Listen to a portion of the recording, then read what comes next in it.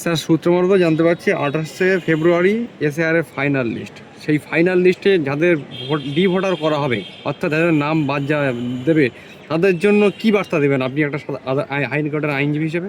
দেখুন, তাদেরকে পুনরায় আবেদন করতে হবে এবং যে পরিস্থিতি তৈরি হয়েছে এই পরিস্থিতির জন্য দায়ী নির্বাচন কমিশন এবং একই সঙ্গে রাজ্যের সমস্ত আধিকারিক যারা হোয়াটসঅ্যাপ কমিউনিকেশনের উপর ভিত্তি করে এই প্রক্রিয়াকে এই পর্যায়ে নিয়ে গেছে। আমরা দেখেছি ইতিমধ্যে রাজ্যের মুখ্যমন্ত্রী তিনি সুপ্রিম কোর্টে গিয়ে সওয়াল করার চেষ্টা করেছেন। আমরা জানি রাজ্য সরকার বড় বড় মামলায়, যেখানে রাজ্যের সাধারণ মানুষের অধিকার ইনভলভ আছে, সুপ্রিম কোর্টের বাঘা বাঘা আইনজীবীকে তারা রাজ্য সরকারের পয়সা দিয়ে হায়ার করেছে। অথচ এইখানে মুখ্যমন্ত্রী চলে গেলেন আর্গুমেন্ট করতে কখন, যখন তার রাজ্যের আধিকারিকরা কোনো নির্দিষ্ট আইনি নোটিফিকেশান ছাড়াই সাধারণ মানুষকে রাস্তায় লাইনে দাঁড় করিয়েছে। আমি বারে বারে কথা বলেছি যে এই ভোটার লিস্ট সংশোধনের জন্য নির্দিষ্ট আইন রিপ্রেজেন্টেশন অফ পিপল অ্যাক্টে আছে। এই ভোটার লিস্ট সংশোধনের জন্যে যে নির্বাচন কমিশন তারা সার্কুলার বা অর্ডার ইস্যু করতে পারে, তার নিরিখে হতে পারে। তা না হওয়া সত্ত্বেও, সেই ধরনের কোনো অর্ডার না থাকা সত্ত্বেও আইনের বাইরে গিয়ে এই প্রক্রিয়া চলছে দীর্ঘদিন এবং একটা চিত্রনাট্য উপহার দিয়েছে পশ্চিমবঙ্গের মানুষের কাছে, যেখানে নির্বাচন কমিশনের সঙ্গে রাজ্য সরকারের একটা লড়াই তৈরি হয়েছে, দেখানো হচ্ছে। এবং সেই লড়াই, তার ভিত্তিতেই সুপ্রিম কোর্ট একটা কমিটি তৈরি করে দিয়েছে, যেখানে কলকাতা হাইকোর্ট ইনভলভ আছে। তারা ওভারসি করছে, জেলার ম্যাজিস্ট্রেটরা থাকবেন, ডিস্ট্রিক্ট জাজেসরা থাকবেন। ফলে আমরা আগামী দিনে যা হচ্ছে তাতে আমার একটাই বার্তা হবে মানুষের কাছে, যদি আপনি এই দেশের স্বীকৃত যে অধিকার সংবিধানে আছে তা যদি নিশ্চিত করতে চান, যদি আপনি মনে করেন দেশের নাগরিক হিসেবে আপনার ভোটাধিকারটা আপনার আছে, তাহলে সেটাকে রক্ষার দায়িত্ব আপনার নিজের। যদি আপনি বাড়ি বসে থেকে মনে করেন আপনার অধিকার রক্ষা হবে, তাহলে আগামী দিনের ভারতবর্ষ আপনার এই অধিকার রক্ষা করার দায় নেবে না। ভারতবর্ষের রাজনীতি, ভারতবর্ষের রাষ্ট্র ব্যবস্থা, যে পরিকাঠামো, যে কাঠামোর মধ্যে আমরা আছি, সেই কাঠামো যাদের যে দায়িত্ব ছিল, সাংবিধানিক দায়িত্ব, সেই দায়িত্ব তারা পালন করছে না। ফলে সংবিধান আপনার উপরেও কিছু দায়িত্ব দিয়েছে।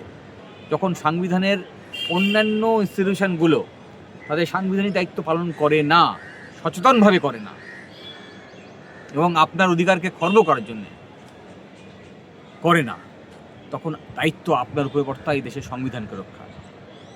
আর এই দেশের সংবিধান রক্ষা তখনই করা সম্ভব যখন আপনি আপনার দায়িত্ব পালন করবেন, আপনার ভোটাধিকারকে নিশ্চিত করবেন। এই ভোটাধিকার নিশ্চিত করতে গেলে আপনার নামটি ভোটার তালিকায় অন্তর্ভুক্তি নিশ্চিত করতে হবে। আর তার জন্যে রাস্তাই হচ্ছে একমাত্র রাস্তা। যদিও আমরা প্রগতিশীল আইনজীবী সংগঠনের পক্ষ থেকে আপনাদেরকে নিশ্চিত করতে চাই যে সমস্ত রকম আইনি সহযোগিতা আমরা করব। কলকাতা হাইকোর্টের কাছে যেহেতু সুপ্রিম কোর্ট বলে দিয়েছে এই সংক্রান্ত সমস্ত মামলা কলকাতা হাইকোর্ট একটা নির্দিষ্ট বেঞ্চ তৈরি করে সেখানে দ্রুততার সঙ্গে শুনানি করার ব্যবস্থা করবে।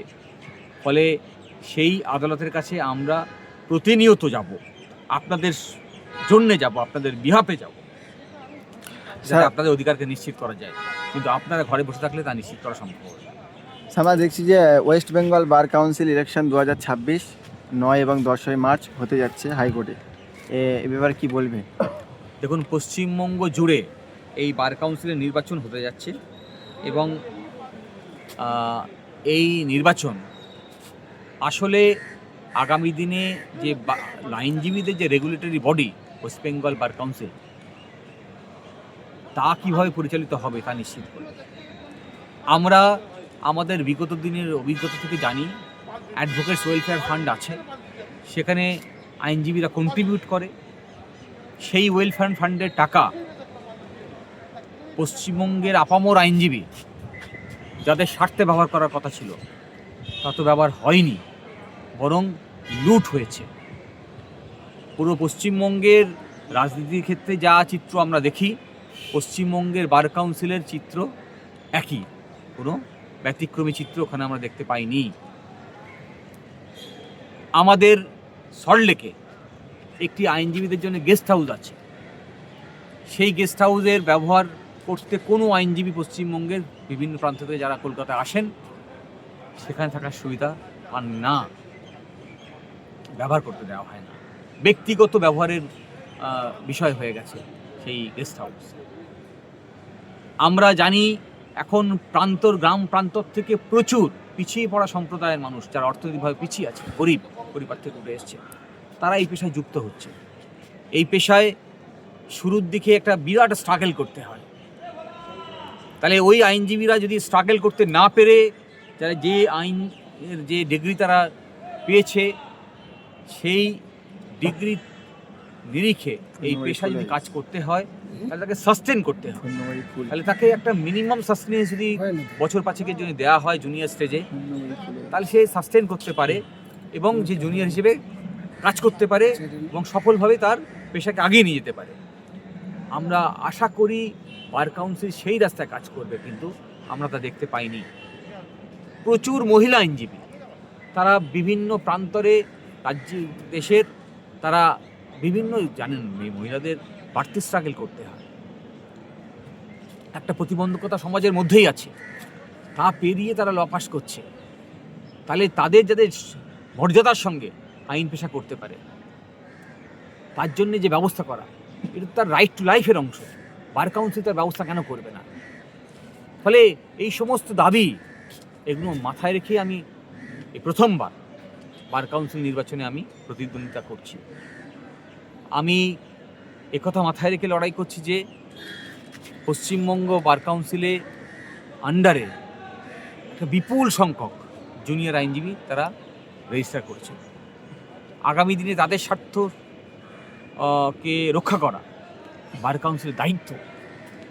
প্রচুর আইনজীবী আছেন যারা বয়সজনিত কারণে কাজটা করতে পারেন না, চাকরি করেননি, সারা জীবন সাধারণ মানুষের স্বার্থে সমাজে সেবা করে গেছেন। তাদের এই বৃদ্ধ বয়সে এসে তারা কীভাবে সাস্টেন করবে? কোনো পেনশনের ব্যবস্থা বার কাউন্সিল করে না, মিনিমাম সাস্টেনেন্সের ব্যবস্থা বার কাউন্সিল করতে হবে। এই সমস্ত দাবি দাওয়া আগামী দিনে নিয়ে লড়াইকে জারি রাখবো, সেই আশা নিয়েই আমি বার কাউন্সিলে প্রতিদ্বন্দ্বিতা করছি। মানুষের যে উইজডম, তাদের জ্ঞান বুদ্ধির উপর ভরসা রাখি আমি। আইনজীবীরা সেগুলো নিশ্চয়ই মাথায় রাখবেন, কনসিডার করবেন এবং আগামী দিনে আমাকে যদি জয়যুক্ত করেন তাহলে নিঃসন্দেহে এইসব দাবি দাওয়া নিয়ে লড়াই করব। আর একই সঙ্গে যদি আমি পরাজিত হই তাহলেও এই দাবি দাওয়া নিয়ে আগামী দিনে আইনজীবীদের সঙ্গে নিয়ে এই লড়াই জারি থাকবে, কারণ আইনজীবীদের এই লড়াই আমাকে করতে হবে, আইনজীবী হিসেবে এটা আমার দায়। কোন দলের প্রার্থী হয়েছেন? আমি সবসময় প্রগতিশীল ভাবনার মানুষ, ফলে প্রগতিশীল ভাবনার সমস্ত মানুষের কাছে আবেদন যে বার কাউন্সিল পশ্চিমবঙ্গের আইনজীবীদের স্বার্থ রক্ষার স্বার্থে ব্যবহার হোক।